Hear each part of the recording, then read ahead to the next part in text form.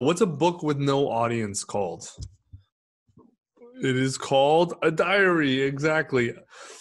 And look, diaries are great, but if you're only writing for yourself, you don't need to publish it. If you intend to publish your book, then you've got to write it with your audience in mind, and that's even true with a memoir. Although next week when we teach memoir, I'm going to teach you a little bit different stuff. I'm going to tell you to write it for yourself first and then edit with your audience.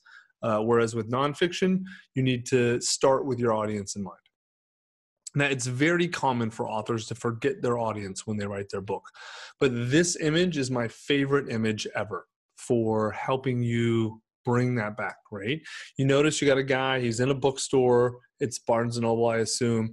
And then look at the sign, new nonfiction, right? So he clearly has a problem or is looking for a transformation or is just trying to, maybe make his life better. He's looking for something that looks like it could help him, right? He's not buying your book for you. He's buying your book for him. And this is every single reader except maybe your mom and your partner who's ever going to buy your book. They're buying it for themselves, right? So what mistakes do authors make when they forget their audiences? So the first major mistake is that they go broad instead of niche. This is super important. Now think about this. If you want to strike oil, do you dig up a foot of topsoil across a mile?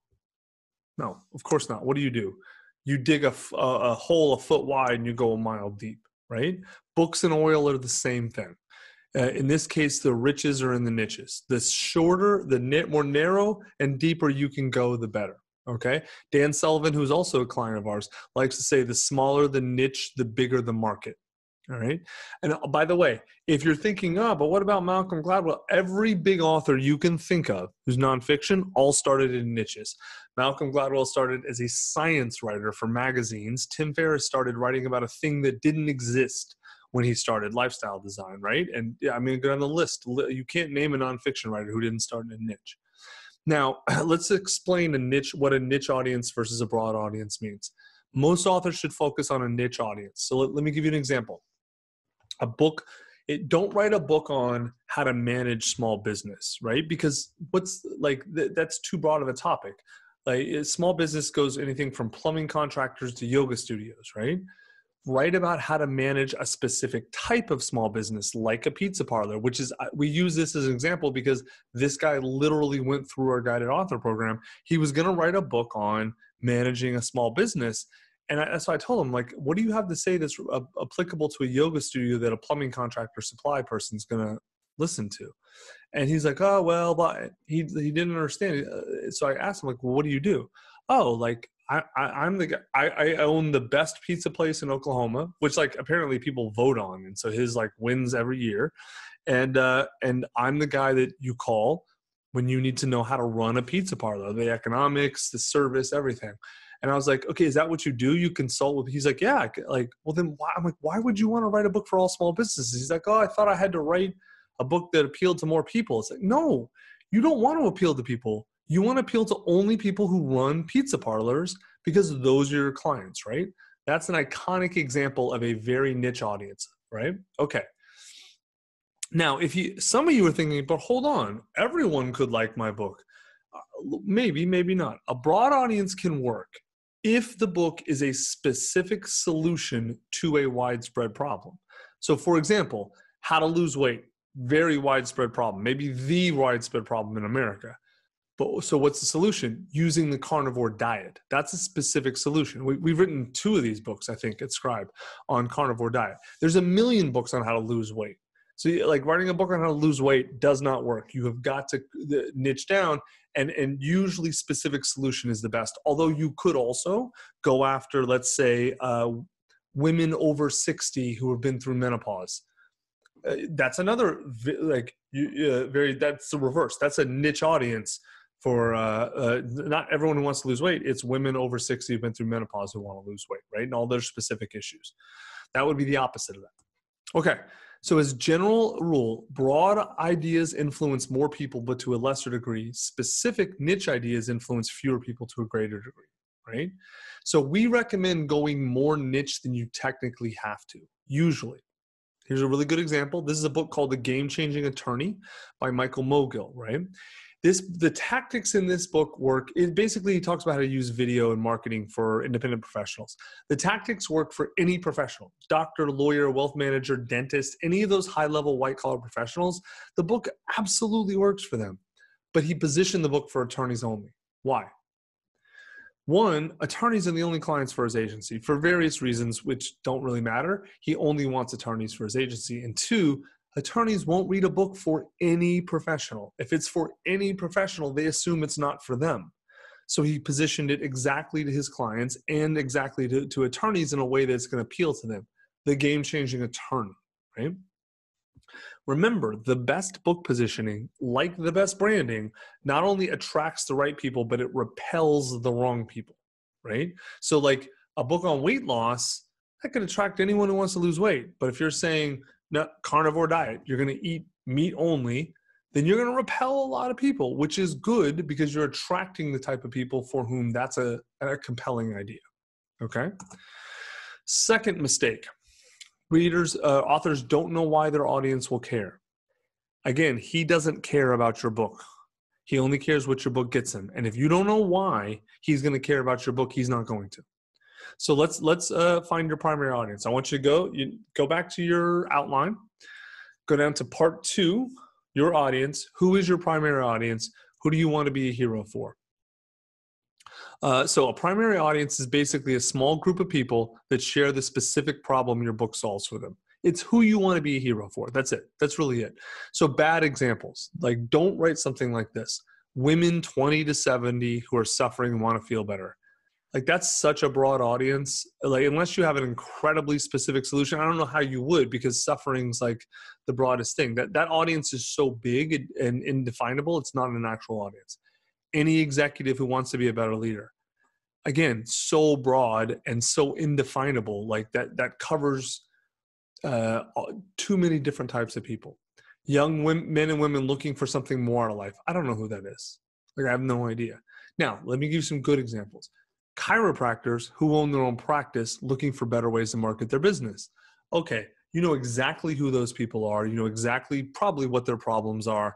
I can easily see a book that could help them. Accredited investors looking for how to get into wine as an investment. Definitely. I mean, that's a lot of different people, accredited investors. Like that could be, black, white, man, woman, old, young, but they have a very specific problem. How do I get into wine? Or women executives age 30 to 45 who want to have kids but don't want to compromise their career. That's a lot of women, right? That's a big audience. But it works, again, because they have a specific problem. They all share the problem, right? They want kids, don't want to compromise career. So let's take a minute right now, throw on the music, write down who your primary audience is, be as specific as possible. What you're going to do now, you're going to tell a transformation story about one person in your primary audience, right? We call this an avatar. So if you're used to marketing, you know what we're talking about. This technique is how Tim Ferriss and I wrote 9 best-selling books. We basically wrote emails to friends, right? That's our avatar, was a friend. They were the ideal reader for our book. So look down on the next section says, describe a typical person in your primary audience, your avatar reader. Give them a name. Describe them as if you describe any real person. Who are they? What do they do? Where are they in their life? All that kind of stuff, right? Now, I'm going to describe all 3 of the next sections because they kind of all align, right? The next one is, what pain is this person experiencing because they've not read your book? So talk really deeply about, they're lonely, they're sad, they're depressed, they don't know what to do, they're feeling incompetent, whatever. They're suffering because they have not read your book. And then you want to talk about what transformation this person will get because they read and implement your book. So you can assume they're going to read it, and you can assume they're going to do what they say. Because they did what I say, they're able to see their life in a whole new way. They are now, and then talk about the specific things they're doing and all the benefits they're getting and all that kind of stuff, right? The point, it's a 3-part exercise, but it's one story, right? You're telling one transformation story. Here's who the person is. Here's the pain they're in. Here's the transformation they got after my book, after they read my book. Does that make sense? Okay. So I want to note, you can tell your own story. if you are basically your avatar reader, because for many of us, our book is about helping a prior version of ourselves solve a problem we had, right? So it's very common for your avatar to be someone just like you, but 5 or 10 or 15 or 20 years younger, going through the same things, right? Like my wife wrote a book on how nurses can start businesses, because when she started a business, there was nothing teaching that to nurses. And so in a lot of ways, she was her avatar reader. Okay. Miles, can you post the blog post about audience in here? It has lots of examples of transformation stories. Miles is going to post that. Miles is the community manager, by the way, for Scribe Writers Room. So if any of you join, which probably some of you will, you're going to be dealing with Miles a lot. He's going to go ahead and post that in the chat, and you can read some examples and see if you need them. Although for a lot of you, I don't think you do. Like, just talk about your avatar, tell me who they are, what pain they're in, and where they're going to get. We're going to take 10 minutes on this. So Miles, can you also put up a timer, please? We're going to take 10 minutes. So tell the whole story. Tell me really dive into the pain. Like, it's not like, oh, they feel bad. That's not pain. I want you to really dive in. How are they suffering? And what changes in their life because they read your book? Here's a really good way to figure out if your audience is niche enough. If you can immediately name a publication or a media outlet, and I mean this in the broadest sense, an Instagram channel or a newspaper or a blog or a Facebook account, a Facebook group, if you can name one that immediately it's like, oh, that group that's my audience, you know you're probably niche enough. If you can't name one, it doesn't mean that you're wrong, but that usually means, like, is there any media outlet that's for oppressed people because of things outside their control? I don't even know you know what I mean? I don't know what that means. Yeah. Here's a really good one, actually. Advice on the audience. Is this chasing two rabbits? Beginning salespeople who suck and the people that have to train them. Same problem, two different sides of the coin. Can that be done in a single book? That's a good question. Yeah. So there have been books done like this, right? Where like they're usually couples books, like where it's like the stuff for the woman is on the left-hand side, the stuff for the man is on the right-hand side or something. And then you're like kind of reading in parallel. You can do that. Or what you can do is like first half, second half, and just say this book isn't intended to be read in order. You need to decide, are you a beginning salesperson or are you a sales manager? If you're a sales manager, you read part 2. If you're a beginning salesperson, you read part 1. Or you start with part 1. And what might be cool is you're supposed to read both parts, but you start where you are and then you go see what the other side is like or something like that. I'm not sure. I don't think... The reason I have a problem seeing that book as one book is because you're trying, like, who's going to buy that? You know, like, is it the new salespeople or the sales managers? Who's supposed to buy the book? Because that's who you should, if sales managers are supposed to buy the book should be for sales managers, right? And it should be like, even if it has a ton of stuff about new salespeople and how to train them, it's for the sales manager, right? Yeah, I think it's the Michael Mogul situation. Like, find a really tight group, even if you can speak to a larger group. Yep. Well, and a little bit of a spoiler alert, you have that quote later in your deck that says, it's from Elmore Leonard saying, I try to leave out the parts people skip. Like, don't write a book where some people are meant to skip what you're saying. Yeah. Write a book that allows everybody to read the whole thing and get something out of it. Yep. Anything else? Let's see. So here's one. Again, question, is this niche enough? Small business owners who want to successfully retire or sell their businesses in the next 10 years. Still sounds like a pretty big audience to me. I think that could be niche enough. Well, 10 years seems like a weird time frame. Like, it's either like a year or 2 or it's eventually, right? Yeah. For small business owners who want to sell their business. No, that's niche. That's very niche. Because my guess is it's it's like a built to sell type thing where it's like, I'm going to tell you exactly what you have to do to get your business ready to sell. Cause that, there's no such, like, you don't need to niche down to the industry usually, unless there's weird industries. But like, if we're talking about, you know, small business, that's broad enough that would probably work. Although, again, there are a lot of those books. So the question you got to ask yourself is, do you want to compete with all of the, like we wrote one of the definitive books in this space called Buy Then Build. One of them, it's not like the only one, but, and there's other really good ones about this. Do you want to compete with those books, or do you want to be the person who teaches, you know, like home service companies how to sell, right? Like, I'm the one, if you have this type of business, I'm the guy to come to, because then you're going to crush Buy Then Build, because Buy Then Build is about every small business.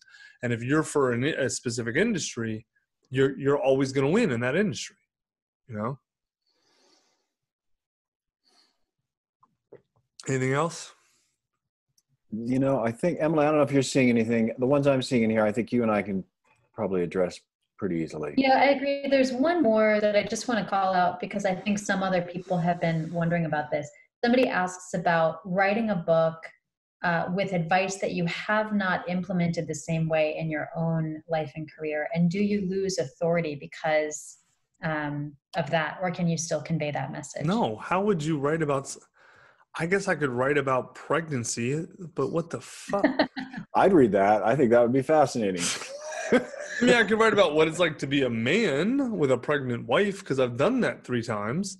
But like, I don't know, man. In my experience, I've always thought there was something really, really fucking weird about male OBGYNs, you know? And like, something about that just always put me, I'm like, I don't think I've ever been to a urologist or proctologist. Like, you know, I'm not trying to go to a female one, you know, and it's nothing against women. It's like, you don't have a penis, right? You don't have a prostate, like, right. Or like a midwife. Like we do at-home births, my wife and I. A male midwife? The fuck, man? You don't know what this is like. Like, our midwife's had 3 kids and she's delivered 500. That woman knows everything there is to know about this, and she's been through it. If you're trying to give advice on something you haven't done, I'm sure someone can come up with a counterexample, right? Well, first off, that makes you an academic and an intellectual. Fuck those people. Like, there's a reason that they're clowns and they have to... whatever. Like, and I say this, I got all the degrees from all the institutions. So it's not like I'm, you know, on the outside, I couldn't get in. I don't have, I'm sure there's a counterexample that would make sense. I can't think of what it is. And I want to distinguish this problem from a different one that we hear all the time, which is like, I'm an outsider looking at how to improve an industry. Oh, that's great. That's totally different. So I'm basically that. There's never been a book written like the Scribe method, because what I am is someone who has won the game of professional writing resolutely and resoundingly, who then approached it from a totally different angle, from a functional angle, and taught all of the tricks and techniques to people who do not want to be professional writers. We're going to talk about this in writing. That is great. If you are going to come to an industry or an idea or a profession or anything with a new set of perspectives, that's amazing. And you should totally do that. Even 1 or 2% new is a big deal, right? So that's incredible. I would highly encourage you to do that. That's a totally different thing. Like, imagine if I wrote a book on life as an NBA player. I didn't even play college basketball. The hell do I know, right?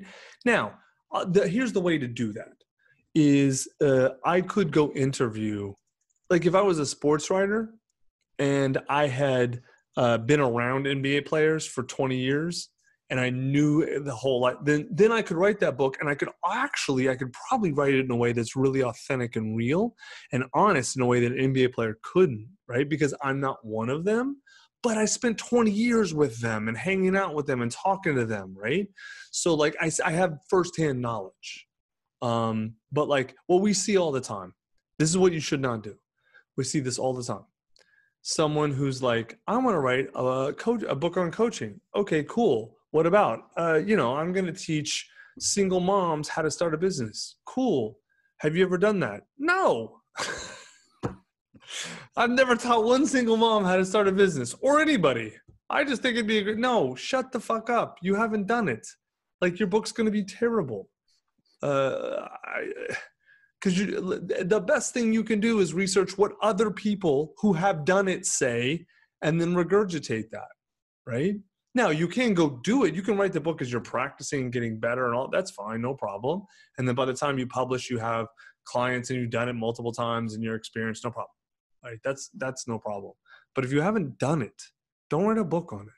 No. I would add, you actually can't write a book on it because we run into this where people, we realize once we get into the process with them that they actually haven't done it, and they just ground themselves. They don't have any examples. They don't have any stories. They don't know how to illustrate what they're talking about because it's not there. They don't have the material. So you functionally can't do it. Yep, exactly. And a related question, which a few different people have asked, this is kind of a new one for us. How do you hone in on what you're the expert at? That's the wrong question. There's a reason we don't have anything about that in here. Wrong question. The right question is, what do you want? Who do you have to reach to get that? And what do you have to say that's appealing to those people? And then that by default answers usually what you're the expert at. But like I'm probably an expert on 25 things. No, I mean little things, and they're all around the same general ideas of marketing and writing and copy and positioning. Like they're all going to be in the same constellation of things, right? I could write any one of 25 books that I am a legit expert in, that I would be full authority to write. But if none of them move the needle on what I want, I shouldn't be writing them. Period. And I just finished a book where there was a gap in my expertise for a certain part. Like I had 80% of it, but there was another 20% where I wasn't that experienced. So I had to go research that. I had to go do some practice. I had to get good at that to fill that gap. Because what I wanted, who I was trying to talk to, et cetera, the positioning was perfect, but there was a small expertise gap I had to fill.